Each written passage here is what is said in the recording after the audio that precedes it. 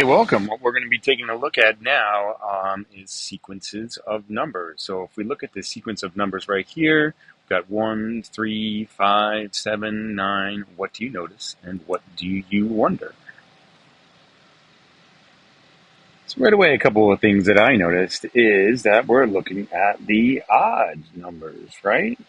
These are just odd numbers. We've got 1, 3 to 5 to 7 to 9. A couple of you may have noticed that we are going up by a consistent amount. I always kind of wonder, how long do these numbers go? They go on forever. Or I can kind of think about, what is the next number? What would this next number be? Okay, 11 will be the next number. So we're kind of trying to figure out, this is considered an arithmetic sequence. And why is it arithmetic? Because if I take the numbers, like 3 minus 1, I've got 2. If I take 5 minus 3, I've got 2. If I take 7 minus 5, I've got 2. You can see there is a common difference between the numbers. Okay, so we've got a common difference. No matter what numbers we choose in this sequence, you can see it's going to be a common difference of 2. And what that is called is an arithmetic sequence. Okay, this is an arithmetic sequence because there is a common difference of 2. So let's take a look at this next example right here. What do you wonder, what do you notice about this sequence of numbers? We got 25 to 20 to 15 to 10 to 5. What do you wonder, what do you notice? Well, hopefully you've noticed there's a little bit of a difference here. Now we are just decreasing, right? We are going down by 5, down by 5, down by 5 each time. Right? And how would we figure that out? Well, if I took 20 minus 25, the number would be negative 5. If I subtract 15 minus 20, I would get negative 5. If I subtract 10 minus 15, I would get the number negative 5.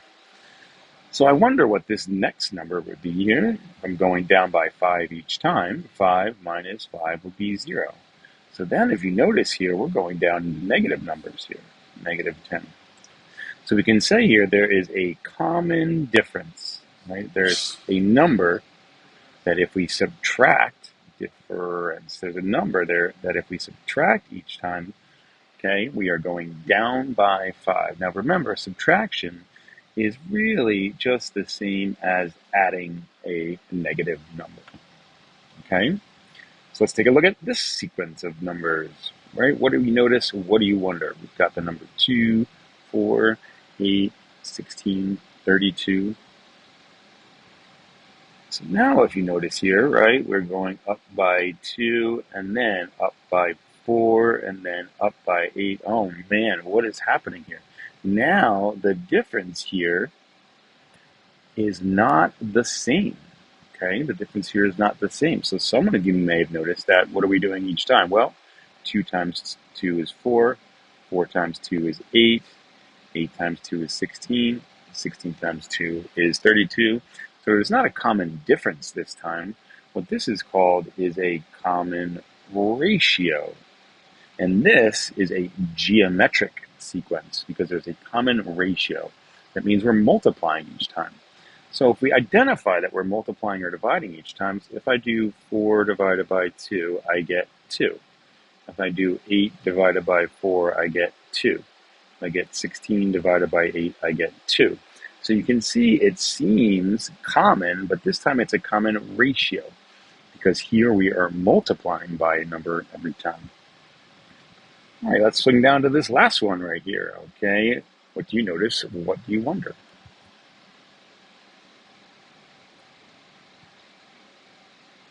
And you can see here, you might not necessarily have a strong number sense, so let's go right into figuring out what's happening here, right? Okay, so I've got the 36 divided by 108, and if I use my calculator and then simplify, I've got 1/3. And then if I've got 12 divided by 36, I've got 1/3. And then if I've got the same exact thing, 4 divided by 12, I've got 1/3. All right? what I kind of noticed in the beginning here is I noticed this, because I know that 12 divided by 3 is 4. And then I started working myself up a little bit higher. Is 36 divided by 3 12? And then is 108 divided by 3 36? Okay, so you can see here is the common ratio, right? Because we're not subtracting or adding here. The common ratio would be 1/3. Okay, you can always think about that as dividing by 3, which is the same as multiplying by the common ratio, which is 1/3. Okay, so you can see the differences between the three here. All right, we've got a sequence of numbers where we're adding, and the common difference is a +2 number. And you can see in number 2, we are subtracting, right, where the difference is a number like adding a -5 or subtracting 5.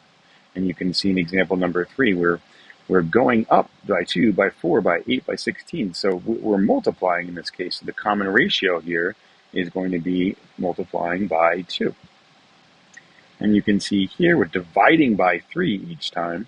So the common ratio is technically multiplying by 1/3, which means the same as dividing by 3.